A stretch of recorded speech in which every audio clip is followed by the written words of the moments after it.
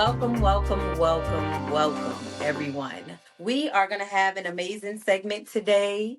I would like to introduce to you all Mr. Michael Johnson, Executive Director, Lead Therapist, and founder of NRS Counseling LLC. A little bit later, he will get into the areas that he services and then also what he specializes in. However, he's a licensed clinical mental health provider in North Carolina. I believe I'm saying this correctly, licensed professional counselor in South Carolina and Georgia, and licensed clinical addiction specialist in South Carolina.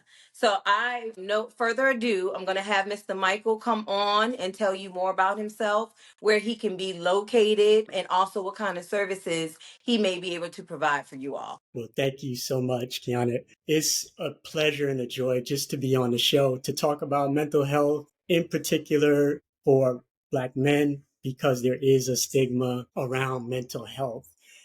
And so for myself, I try to make it where it's more practical than what people tend to think of it. If you think about physical health, right? So just being able to exercise, to be in shape, being conditioned, just being healthy. The same thing with our mental health, right? With our mind, our emotions, and our thoughts. Just having healthy coping skills, just being able to communicate effectively, and that's going to impact how we relate to other people as well. So when it comes to mental health, mental therapy, sometimes there's challenges and difficulties that a person may experience. Let's say they have a death of a loved one, family member, so they're going through grief.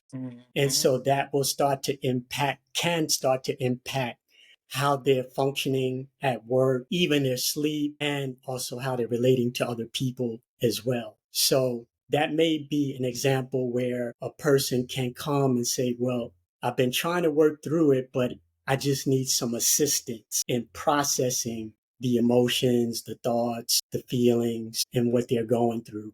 So therapy is really just assisting a person on their journey, their process with their life on what they want to achieve, what they want to, how they want to live, and what goals they may have. So I don't know if that helped make it a little more understandable in a practical way, or if you had questions for me to elaborate on that. Well, I do, as I stated before, like I think you did a good breakdown of saying, as relating it as, to one's physical health. But even I feel like with that breakdown, especially when it comes to men, I'm finding within the Black community, there's, like I said, there's still somewhat of a stigma to just seeking out help. So Mhm. how do you kind of explain to a person how therapy can be beneficial to them?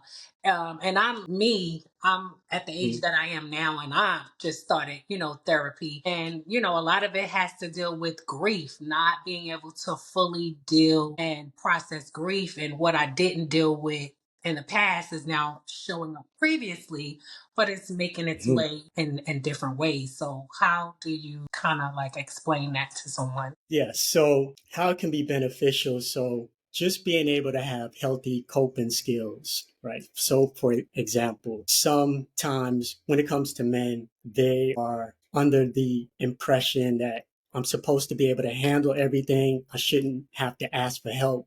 Being a man means you handle everything on your own.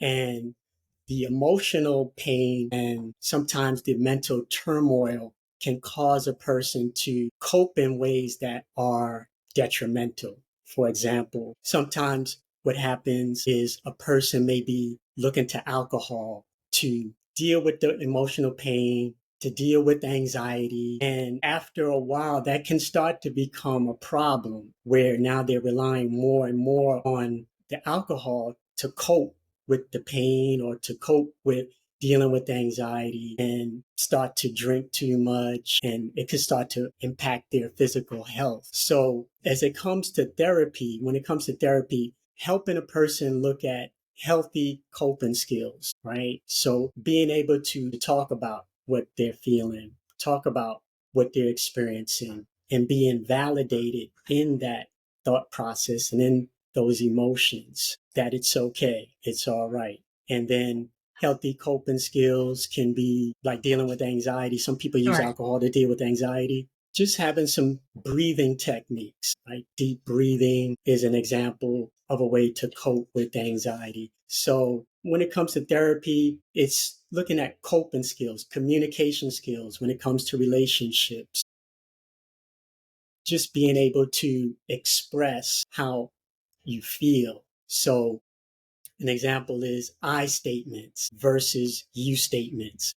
So typically what happens when it comes to relationships is you didn't do this, you didn't call, you did this, right? And Mhm. so when you statements are used, the person becomes defensive. Well, I wouldn't have did that if you didn't do this, right?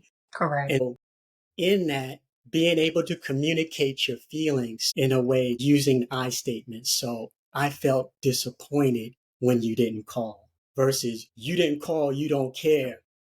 So being able to identify your emotions and express them. I felt disappointed when you didn't call All right. because I really missed you Right. versus you didn't. So just practical skills that can be helpful so that we can live the life that we truly desire. So I have a question. Like, I guess what things do you do to help a male feel more comfortable? Because sometimes that's another whole beast in itself. Like, it's Mm-hmm. hard to get them to be, because they feel, I guess, too vulnerable. And if they're in that state, they feel like someone can just, take Mm-hmm. advantage of them, or they may feel less than a man or something like that. Because as you were stating earlier, a lot of people turn to alcohol, drugs, all these things and label it as a coping mechanism, but in actuality, they're masking. It's a band aid. They're not actually coping. So that's why they're turning to those things. So, what techniques do you use to help a young man, like, say, Mr. Dwayne came into your office Mm-hmm. and, he's timid and I'm a man, a manly man. So, how do you get them to, I don't want soften up, maybe? I don't know if that's the correct word, but relax Right. enough so they can Yeah. be open enough to express the things that they're actually dealing with. That's a great question. Yeah. So this is the difference between therapy and a friendship. Confidentiality. So That's true. confidentiality states that, what you share is kept confidential, will not be disclosed, will not be shared, only if you give written permission. Even if it's a family member, they called in and said, Michael, I want to know about my cousin, right? What's going on with him? If there's no release of information, meaning that the client says, Michael, you have permission to share information about these sessions with this person. None of the information can be shared. So confidentiality is going to help create the environment of this is not going to be used against you. This is not going to be shared. This is not going to be something someone can post on social media. This is going to be confidential, right? So that's going to be the first layer, right? And then the other layer is just creating the atmosphere. So for me, it's about being present, right? Just being present and being transparent. And there's times where I'll self disclose and share things like, I get it. It takes courage. I do encourage men in particular, first of all, saying it takes courage to come in and share and talk about your feelings, right? And your thoughts, right? So just creating that safe space, and it takes time to build rapport. So oftentimes what I'll do, usually like with young men, I use a sports metaphor. A lot of young men that I work with like basketball, they talk about Steph Curry. So I say, Steph Curry, would he, they say, yeah, I want to be like Steph Curry, or, Steph Curry's great. I said, yeah. So Steph Curry, he's probably right now in the gym practicing, right? And he has a coach, right? He's got trainers, he's got people helping him so that he can be his best. So as a therapist is coming alongside, I'm just here to assist you to be your best and just creating that atmosphere. So I have a question, and my question is for Dwayne because you're in a certain age group, in a certain demographic.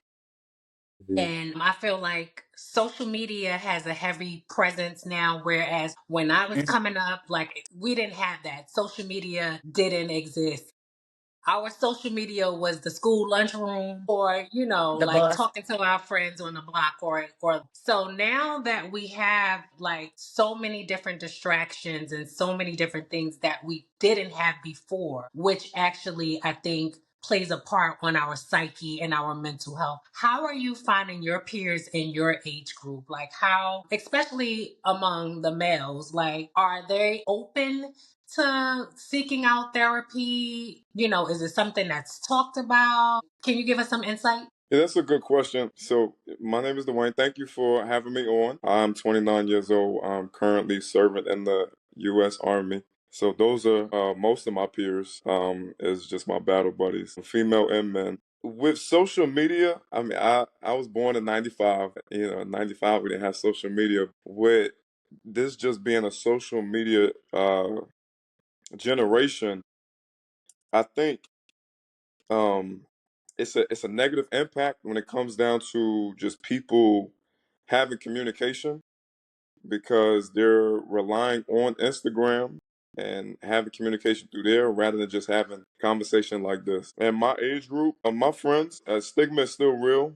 It's weak. If you go talk to somebody, it's weak to cry.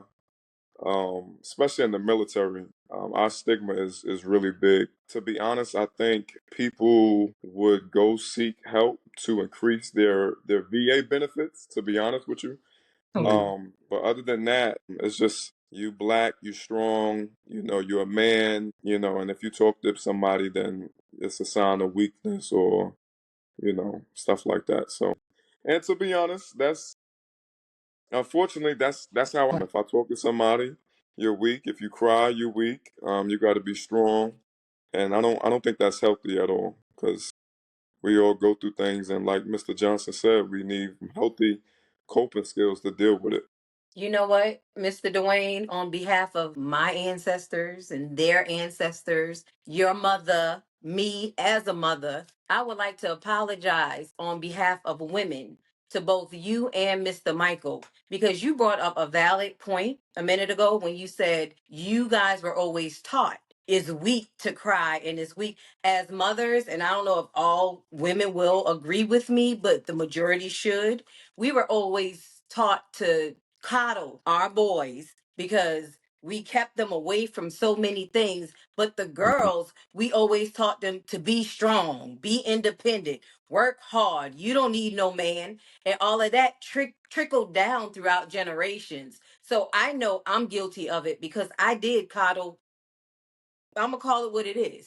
I coddled my boys. But my daughter, I have two older boys that's grown and gone. I have a young baby girl now. I see the difference how I raised her versus them. And now it's making me think back to when I was coming up. Go do this. We have to do this. Make sure the laundry. Make sure, you know what I mean? Take care of the younger sibling. Like we became adults so much younger. So we had so much more responsibility. But the boys, they didn't have as much. They had maybe go cut the yard or rake the Mm. yard or, you know what I mean? They didn't, oh, you got to get in the kitchen. You got to have this done. You got to. So I feel we failed you all in some ways because I was failed. You know what I mean? And then my parents were failed. You're only equipped with the tools that you have. If you Hmm. don't know any better, you kind of don't do any better, and you kind of do what was taught to you. Instead of you learning better or another method, another way of doing things, a lot of us just did what we were taught. Very robotic from generation to generation. Go ahead, Danielle, because I see you want to say Yeah, something. and I think a lot of it also has to do with just gender identity. A lot of times, even me as a mother, I was one to tell, my sons, okay, brush yourself off, you're fine, stop crying. Like, you're a boy. You're not supposed to cry. But then in the same instance, these boys grow up to be men and we want them to be nurturing and we Yep. want them to be whatever. But if we're not giving them the tools to do that, or we're putting a stigma on crying or expressing your emotions, then, this is the after effect and this is what we get later on. So in some parts, I feel like I'm guilty of that as well. And as you said, Kiana, some things is just generational. It's just some things that have been passed down through the generations. But one thing I know is you can tell a lie a million times, it still doesn't make it a truth. So it's good that we have these conversations so that we can kind of change the narrative and we don't have to bring certain things over. Once we know better, then we're definitely equipped to do that. Yes. I was just gonna say it's a touchy subject because when you know better, you do better. My mom loves me to death. My dad loves me to death. But these are two individuals to where when I was being expressive, they was telling me, Dwayne, you're sensitive, and they would tell me that they'll love me all day long, but like they just don't know the wisdom to not do that and how that can affect a young boy. I think I was 13 at the time. How would it affect me all the way up until now? Just my parents saying, Dwayne, you sensitive. And it's hard because like you want to talk to your parents about anything, and it's like you got to put a shield up because you don't want to come off as sensitive. So these conversations are great, and people need to be more intentional, especially parents raising the little ones. Yes. Like one at a certain age, they're like sponges, and what you say to Exactly. them, you say something at 3, that could affect them when they're 33. It's just wisdom is key. Yeah, having therapy, seeking wisdom about therapy is definitely beneficial. And you are a Right. And wise and what young does man. what does that sensitivity look like? Does that sensitivity allow you to be empathetic to other people?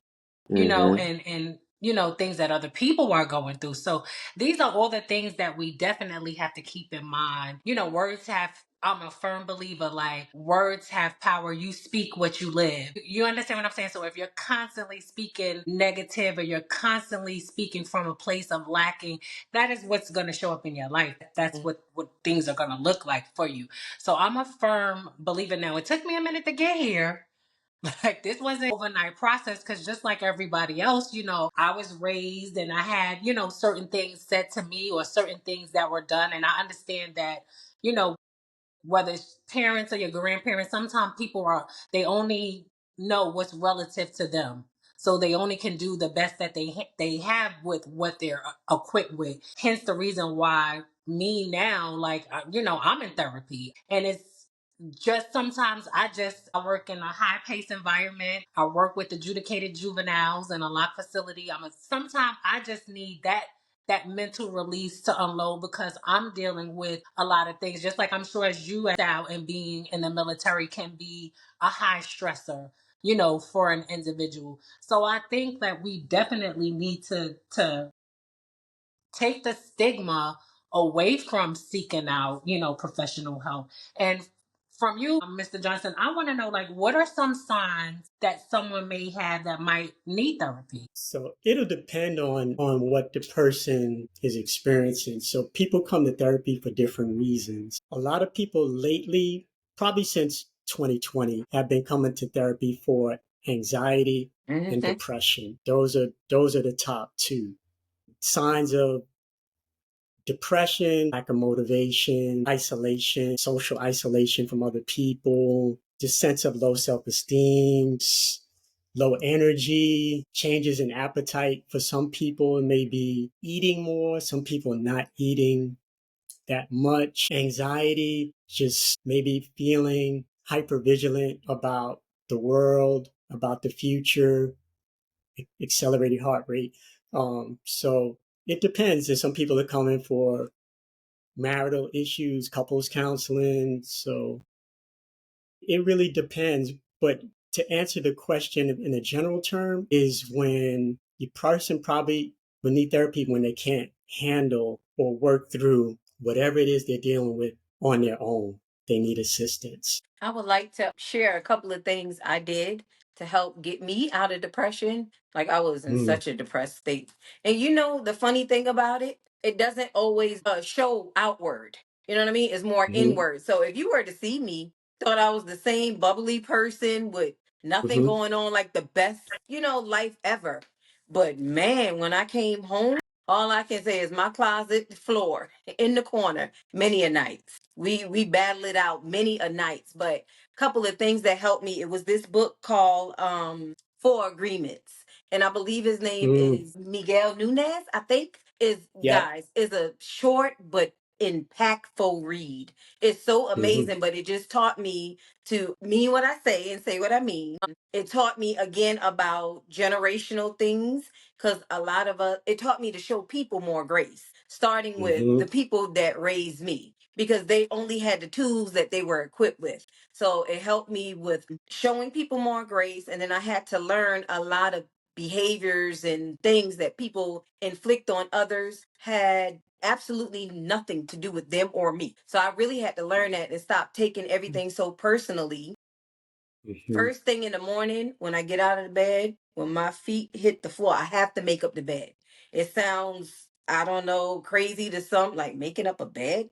I promise, making up a bed, and then I have to go around in my room and open the shades and the curtains, and in the kitchen and in the living room. I need a lot of natural lighting in the house. When I was really, really depressed, still to this day, people will call me a vampire because I don't like light.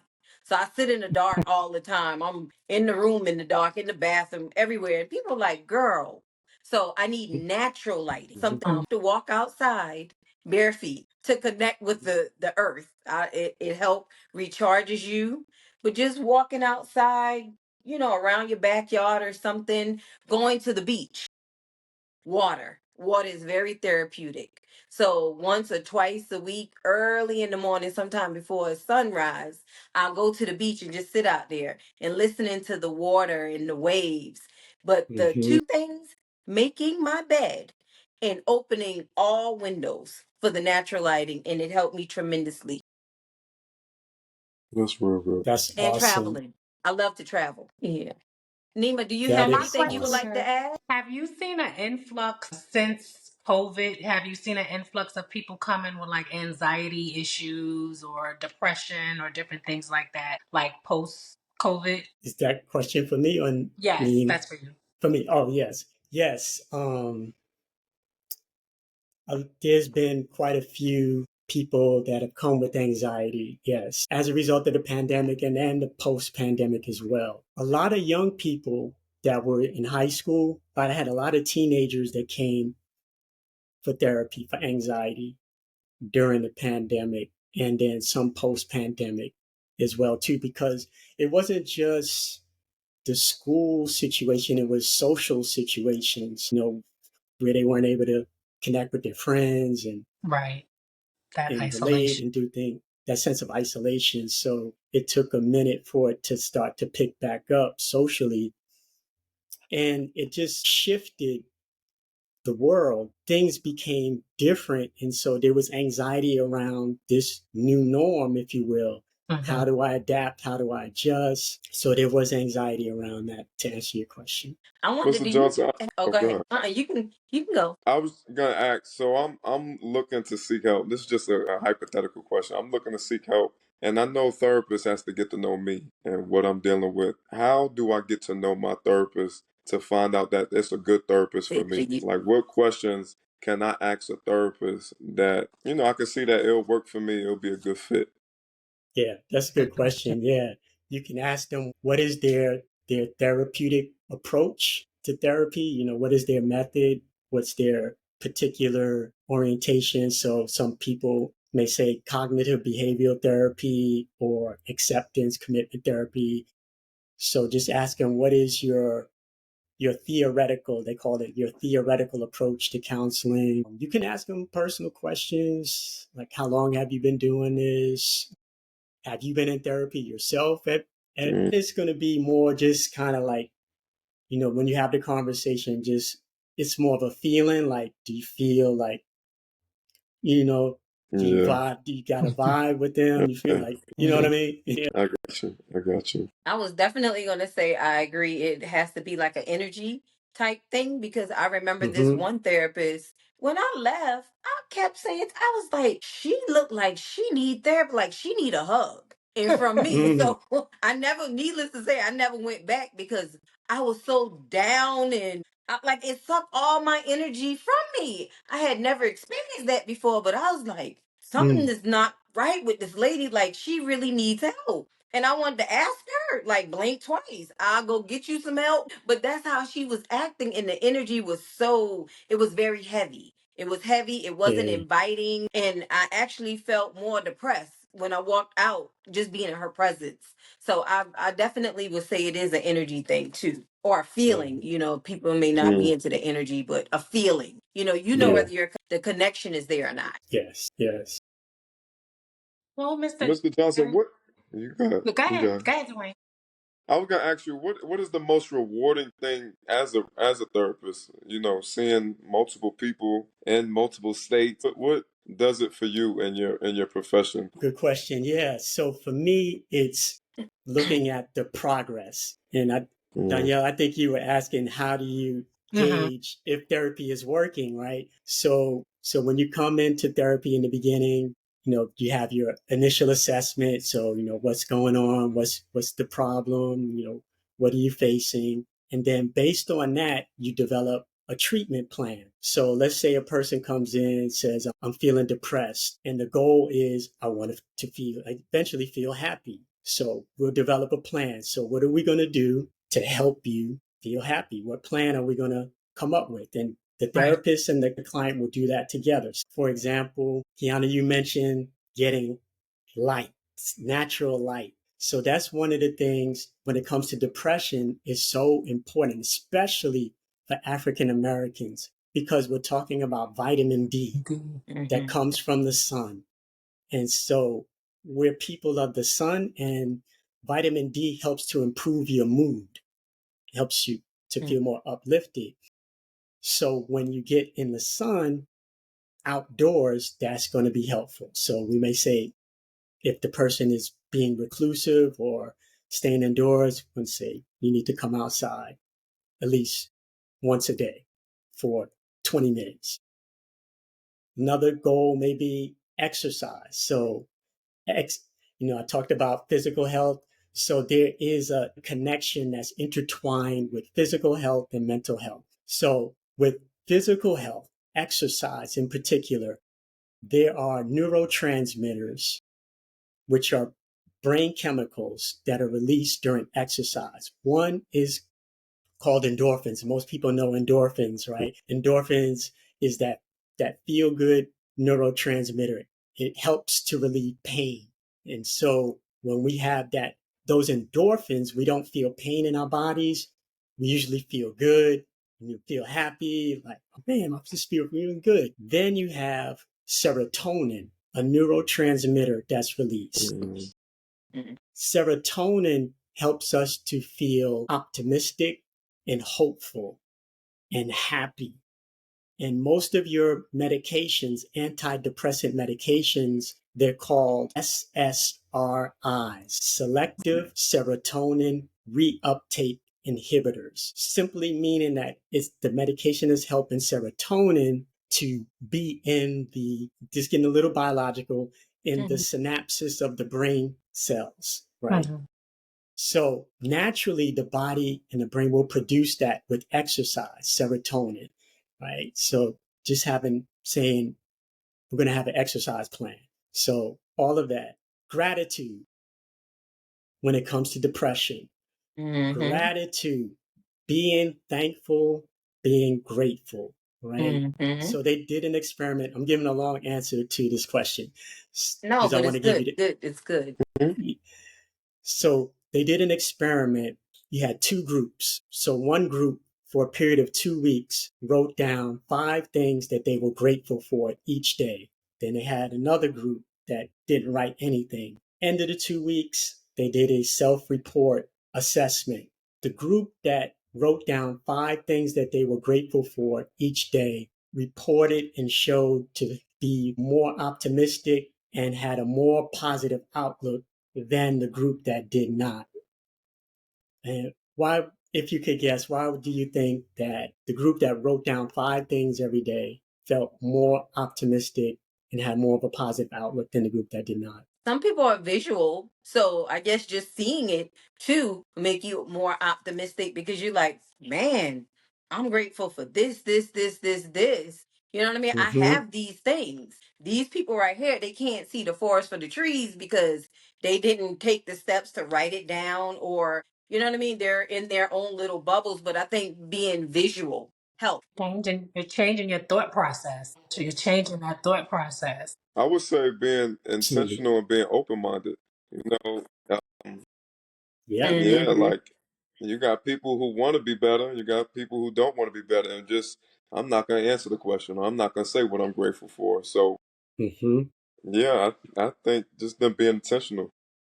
Yep. Yep. And you're all right, right? Hmm. You're all right. So being open minded. So having your mind open and then being intentional with that, it's going to change the thought process, right? And then you have the tangible, the physical, as you mentioned, Kiana, right? Hmm. So now the mind is now being generated in a different way. So you have to think, okay, what am I grateful for? Okay, I'm grateful for having a place to live. Okay, I'm grateful that I have food, right? I'm grateful that I have air to breathe, right? So, Hmm. and so now 5 things, you're looking at it, thought process is changing, your mind is now thinking. The next day, 5 more things, different things. Okay, what else am I grateful for? Okay, I have fingers. Okay, I'm grateful for my fingers, right? Things that we tend to take for granted. Now the mind is saying, well, I have this now, or I have shoes, I have feet, Hmm. and 5 more things the next day. Now you're looking at compounding interest, if you will. So first day was 5, now it's 10, second day, third day, now it's 15. So now the mind is thinking, I have all these things that I have. And over time, what starts to happen is the mind starts to realize and focus in on what we have versus what we don't have. And Right. once we see how much we have, it starts to shift. Hmm. So so the progress, when a person starts to make the progress and you start to see the changes, and then we get to the end of the treatment, we start to see that the exercise and the doing better. I'm just using this as an example, right? Gauging the process, the progress, seeing the changes. And so the rewarding thing is when they complete and said, you know what? I'm good. I'm better now. We reached the goal. I'm doing things that I enjoy now. My relationships are better. Right. My health is better. So that's the rewarding thing for me when a person reaches their goal. Gotcha. Very nice. And Lee, did you see how he lit up as he was expressing that to you, Mr. Dwayne? Yeah. Okay. Well, Mr. Johnson, we want to thank you for joining us. Mr. Yes, Dwayne, we yes, yes. definitely want to thank Thank you you. for joining Yes. us. And Mr. Johnson, if you can give them your information again to let them know She where to she'll She be reach back dropped you, on. out. then No, we she'll be greatly back on, but appreciate it. there she is. Yeah. Okay. Repeat it, Danielle. So I believe what she was gonna say is if you could tell the people how to reach you. Do you have any social media handles, your website to go read up about you to see what you have to offer, things like that. So just give the people Sure. the information as how to reach you. Sure. Sure. Before I do that, I wanted to thank you so much, Kiana, for allowing me. And Dwayne, I want to thank you, young man, for you You both sharing were because, phenomenal. Awesome. yeah, because you sharing like this is going to help other young men to say, you know what, maybe I need to think about it and consider it. So I want to Mhm. commend you, and I want to thank Danielle as well for You're allowing me welcome. to share. So the name of my practice is Inner Rest Counseling LLC. Our website is irestcounseling. So the letter I, rest counseling is one word.com. And phone number, if you wanted to reach out to us, is 854-245-0184. And we're located in Port Royal, South Carolina. We provide telehealth or in person. So either one, we do both. And, you know, this is what I'm here for. This is my passion. This is my purpose. And again, thank you so much for the Quick opportunity. question. How did you come up with your name for your counseling? Interest. I thought about it. And when you think about rest, when something is in a state of rest, it's in a state of ease. It's in a state of relaxation and calmness. So when I think of rest, an inner rest, if a person is at rest within themselves, then they are in a position to be able to just be themselves and just enjoy life, enjoy people, pursue their goals, pursue their dreams. So just having that rest within, you're able to live without. Mr. Johnson, I have a question. To be honest, any provider that I call or physician that I call, the first thing I ask them is, "Do you take Tricare?" Because that's my insurance. So with people who reaches out to you, if they have insurance, if they don't have insurance, like how does that work? So the insurance, issue, so that's a challenge sometimes. It can be a barrier. So it depends on the provider, right? So for myself, we do, a scaling option, based on a person's income if they don't have insurance. Yeah, It's real good. Okay. yeah. And But that's great that's a that you great offer question. that because, a lot of people Yeah. don't offer that. Did you say you have a question, Nima? I thought someone said they had a question. But yeah, that's an awesome thing because, Mr. Dwayne, there's a lot of hindrance because, a lot of Hmm. providers don't take insurance. So I'm happy that you offer the scaling option because no, a lot of them don't do that. They just, this is Yeah, my fee. You have to pay this fee. Yeah. yeah, Right. yeah. And a lot of people That's a really great. want the help. Like, you know what I mean? Yeah. Yeah. Yes. Yeah. Yeah. Well, once again, like I said, I want to thank you all for joining us, and we want to thank everyone who joined us once again on a safe space conversation. And we need to continue having more conversations and more dialogue like this that can definitely be progressive to us as individuals and as a community. So, thank you guys for joining us. Thank you. Thank you. Thank you. Thank Well you. done. Well Thank you so done. Thank Well you. much. done. Thank you. All right. All right. Thank you all. You too. It was nice meeting you as well. Okay. Bye bye.